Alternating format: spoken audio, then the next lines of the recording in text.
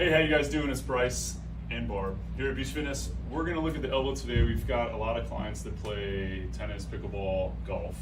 Sometimes they come in, you hit the ball wrong, you have a lot of repetitive injury type things, sometimes just gripping injuries. I know that we've had some of those issues even without playing those sports, but just picking up weights all the time and gripping things. And so you get pain either on the outside, which is going to be more of your tennis elbow, or you're going to get pain more on the inside, which is more of your golfer's elbow. So in any case, either one of those sports, we need to look at how we stretch the forearm muscles, or even how we strengthen the forearm muscles.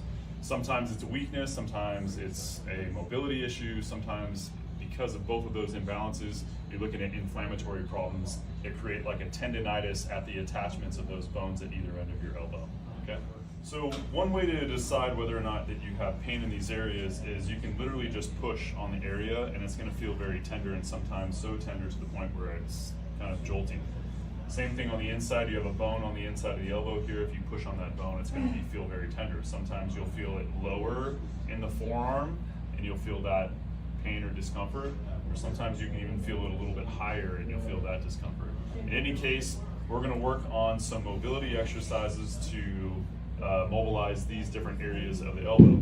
So the first thing we want to do is, and we can take different approaches with this. For myself, I have a little bit of a wrist limitation, so getting into some of the wrist stretches is difficult for me.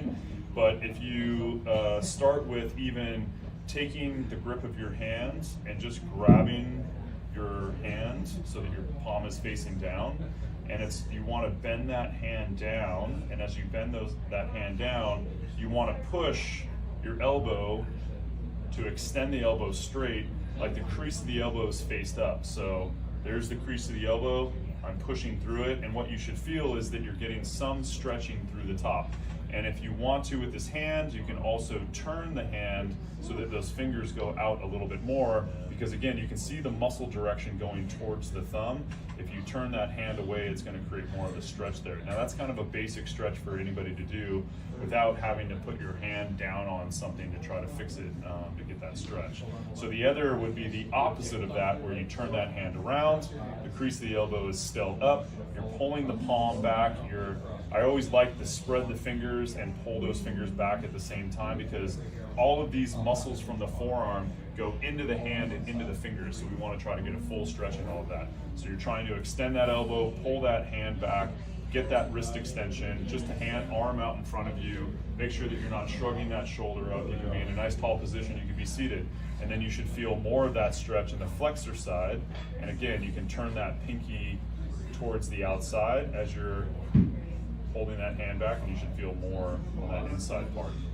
So those are the two basic starter stretches for working with any of the elbow pain. Okay, going back to the stretches, some methodology as far as applying these stretches. Typically, we want to do all of these stretches about 30 seconds of work, usually 3 times in a row. That's going to give us the good mobility that we want. And don't be so stuck to the idea that if my hand is straight and my hand is straight, that's the only stretch that I have.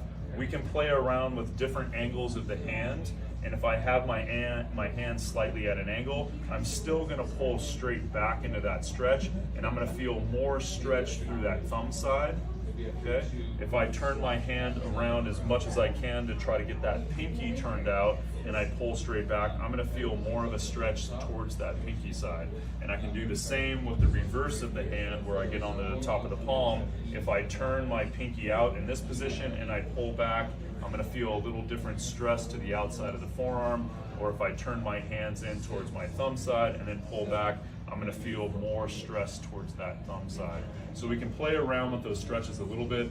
Again, try to hold each one for about 30 seconds and work on that mobility. The forearm muscles get ignored a lot, the hands get ignored a lot as far as mobility goes, but we use them all day long. It's the same with our feet and our calves.